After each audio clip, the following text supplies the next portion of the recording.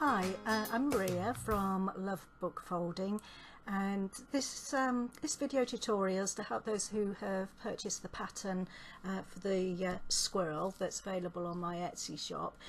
Now if you haven't got it and you want to buy it, then you can just have a look at the link at the top here and you can go to the Etsy shop and buy it there. So this is not a standalone video in order for you to create the squirrel. It's just as a helping guide to those who've already bought it.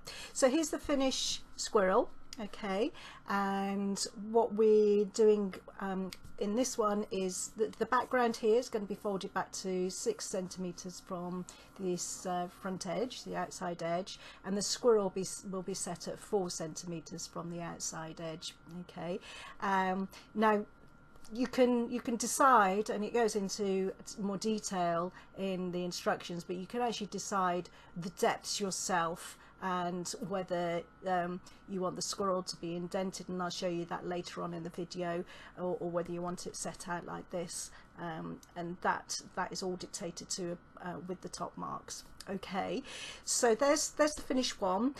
What you also get with the pattern, obviously the pattern, you get all the marks that you've got to make along the front edge, but you also get these PDF files as well, and this one had a Thanksgiving theme for the squirrel, so I've done a little tag here that you can use, Happy Thanksgiving, but I've also done it blank because you could put somebody's name in there, pumpkins, leaves, etc.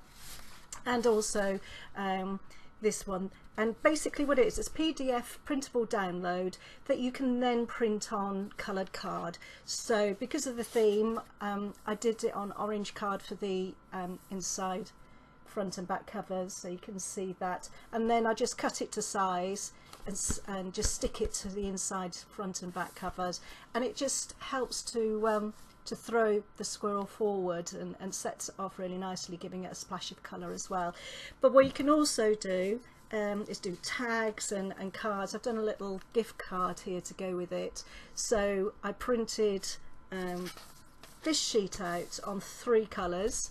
So I did it on the orange, a darker brown and a lighter brown, and then just cut out different parts of the elements to build up the different colours, etc. So I'll just put that close so you can see, and then arrange them how I wanted to, and curled the leaves up on the end there.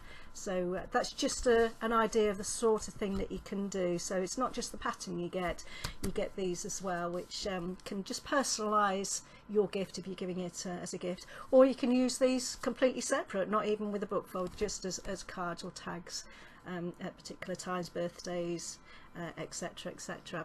Okay, so we'll get on with the pattern. So the next section is we'll get our equipment together that we need. Okay, so what we need is the pattern and instructions. We'll need a book. Now on top of the pattern here it tells you the number of folds and the minimum number of pages. So for the squirrel, the minimum number of pages in your book is 448. Okay, the pattern is created for a 23 centimeter book in height, and that gives you 3 centimeters at the top and bottom where there's no cuts. Okay, so that's what the margin is. So that's our book. We also bone folder, that is optional because you can use your finger, pencil, scissors, piece of card and a ruler. Okay, so once we've got those, that's all you need, we can get started. Now we'll assume you found your starting page, which if you're not sure how to find your starting page, then I cover that in my book folding basics course on lesson 5, and I'll put a link to that in the information at the top, so you can click on that and have a quick look at that if you're not sure. But it's in the instructions as well, so there's an example there. There's also an example if your book's not 23 centimeters in height, what you need to do to make amendments to accommodate the difference. Okay, so we get started and we'll jump straight in to making the measurements. Now first of all, what I tend to do is go through and make all the marks first. So I go through and do the top marks first. We discussed those a little bit in the last section, and you can use a little ruler, you can use a big ruler, or you can use a little ruler, but you can also, which I find a lot easier, is just grab a piece of card, just a piece of scrap card, fold the end over just a little bit, and then mark where you're going to be putting your top marks on the card, and then that makes it easy. You could just slip that over the edge of the book like that. I'll just move this so you can see it on the black underneath. Okay, so just hook that round there, and then you just mark those and just go through and mark every page that you're going to be folding. Okay, so just there, next page, right the way through every page that you're going to be using in your book. Okay, just do all those and then go back to the beginning, and then what I do is mark all the positions along the, I'll just move that over there, along the outside edge for where you're going to be cutting. So get the ruler. Now I'll just make a note really for you about this ruler, because I always get a lot of questions about it. You can't buy it like this. This is just a normal Perspex crafting ruler, and I've just attached a little bit of plastic, see that, with a couple of tiny screws on the end. Okay, so then it's that then hooks over the edge of the page, but I do tend to use an Incra roll now, which I'll just get to show you, which is this, and it's actually for woodworking, but this is very, very accurate, and you just put your pencil in the holes, so I'll show you like that.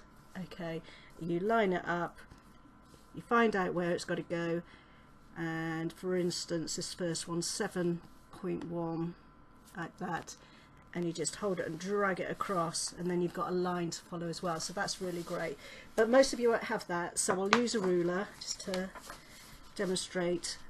You don't have to have that Incra roll. So 7.1 is there, 7.4 is there, and this is fold number 1 on your pattern sheet. So you've done that, cross that off. What I tend to do is mark the page number. This is my demonstration book, so this is page 57. Yours would be probably a lot lower than that, but I've done a few things in between. So if it was 57 whatever, I'd put 57 and then 59, and then it'll be 1, 3, 5, 7, 9. Okay, and then I'd go 6, and then I go 1, 3, 5, 7, 9, and that'd be 7. So you can just keep track of where you are, and if there's a mistake you can go back and find it easily as well. Okay, so next one is 6.3, 8.1, next one, and so forth. You just go along, cross that one out, 5.9, 8.45, all the way through right to the end of the pattern. Okay, now if there's more than 2, and I'll go right to fold number 117, you do all those marks. So for instance, okay, so 117 would be 5.4, 5.8, 6.7, 6.7, 7, 8.15, 13.45, 13.95, 17.5.5, 17.5, 8.65, sorry, 18.65, and 20.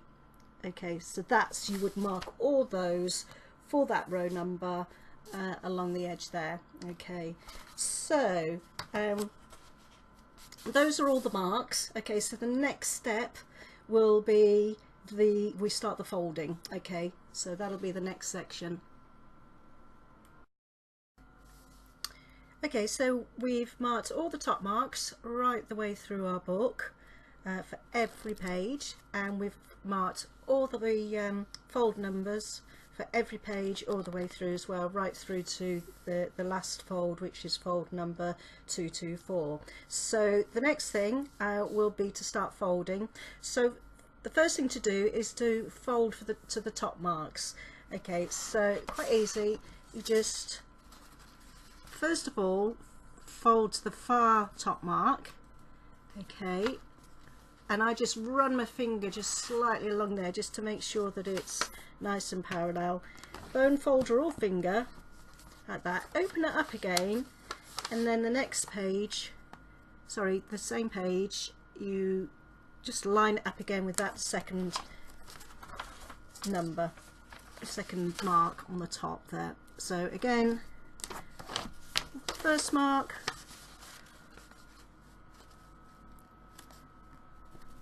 second mark, next page, first mark.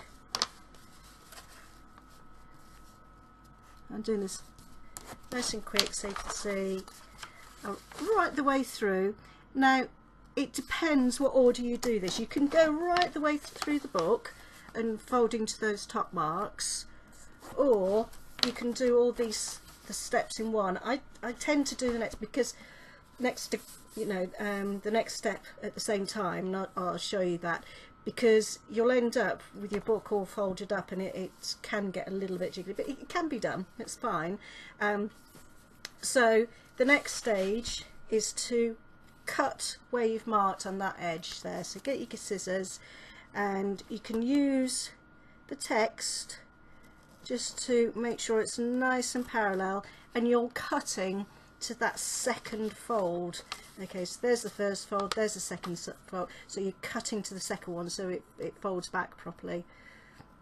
Okay, so using that text like that, then you're folding back. Now in the example we're doing here, we're having the squirrel out at 4 centimeters, so out to here. So the first fold we're doing is back to 6 centimeters, so that's 6 centimeters to that edge there from this edge. So the first fold's to there. What I'll do is put a piece of card behind so you can see properly.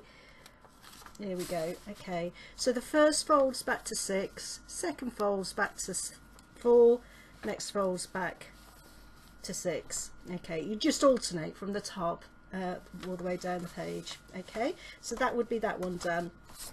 Then again, I'll put the card there. So cut the marks. This is the second fold, nice and straight like that. 6, 4, 6, done.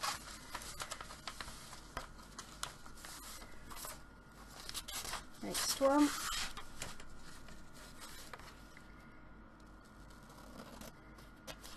Cut along those 2 marks. 6, 4, 6, done. And you carry on right the way through the book. Okay, now those are obviously quite easy ones because there's just the 2 marks. We get to that one that I did with all the marks along here, which was fold 117, fold number 117. It's a little bit trickier, so I'll just show you what it would look like. So you need to go all along the page edge, cutting at each of those marks like so. Okay, it gets, as I say, it gets a little bit fiddly with the little ones when you're folding back, but that's why I fold both of these marks. Some of them aren't folding back to there, but it makes it so much easier when you're doing the next stage, having folded it first, because then you're just pulling it back. Okay, so here we go again. Start 6, we just alternate 4 6 4 6. Oh, not got enough. 4 6 4 6 4 6. Okay, so that's it. And what I tend to do is use a card when there's little bits like that. Use a card to just put on top like that and close it and slip that out. That just helps keep those little ones all in place. And that's it. You go right the way through, hold your nose right the way through your book, so that you then, when you've finished, you end up with your squirrel like this. Now there's some bits here that are not tidy, so I'll show you what to do with those to make them a little bit tidy in the next section. So here we have our finished squirrel, and I don't know whether you can see on the camera, but I can see some bits that are not very tidy. For instance, this fold here is a little bit too far out, so that's sticking out, and there's some little folds here. I'll just bring that a little bit closer, and up here these are not looking right either. So I'll just show you what I do with those. This one here, obviously that's just a simple case of refolding, and just folding that just a little bit further back. Okay, so I just pull it back a little bit and get the bone folder and just try that, see if that's right. You could do with a little bit more, but basically that's what you do, just pulling that little bit back. Now for these other toes, what needs some tweezers of some sort, just to tweeze these little ones back in place. I'll bring that right up to the camera, and if you can see this one here, right there, it's not folding quite right. All you need to do is just pincer it and just pull it. It's just that it's not lying quite right. Okay, so you can do that, just pull it into place. And these along the squirrel's nose are not quite right. I think it's this one here. I can't really see and get the angle right by showing you in the camera at the same time, so it's easier when you can get your position properly as well. Okay, so basically just tease those into place. In fact, this one looks like it's folding over another page, so I'll just have a look at that. No, it's not, it's just folded awkwardly. There we go. So you can just put those into place there. There's another one here at the end of the acorn that's not quite right, just there. And then, so that's that looks a lot better now. And there's another one here. Just check them, just have a look and make sure they're all okay. Now this one has already been set, but if you have a look at the instructions, okay, and there's a picture there that what I do is I put an elastic band, hold it really tight like that, yeah, and then you can still tweeze. This one's still not lying right, but it will go into place. There we go, if you just be patient with it. Yeah, so if you were setting the book, elastic band, tie it tight, and then in these gaps here you want to be putting some bits of card or similar things just to hold these apart, because they'll start to flare out a little bit. So just put something in there to hold it apart from the next sort of block. And if you see, I'll just grab the instructions here. If you see, that's the picture of what I did with the squirrel, just to hold it all in place.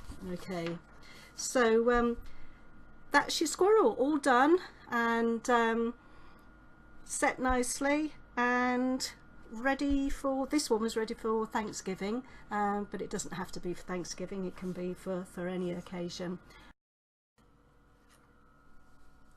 Okay, so what you can see now is that those spare pages that I had at the front and the back of the book, I've now folded back to the 6 centimetre mark, so it just allows you to put the end pages in, as we said at the beginning, and it just throws it forward a little bit. So that's just an idea of what to do when you've got quite a lot of end pages. You can tear them out. To be honest, I wouldn't necessarily advise it, because you can just leave them unfolded as well. If you want to tear them out, you can do, but just be careful if there's a lot, because it's going to make your book unstable. Okay, so the other thing I wanted to show you is a little bit more about these top marks, because we folded the background, this area, back to 6, and the squirrel sits at 4 centimetres from the outside edge of the book.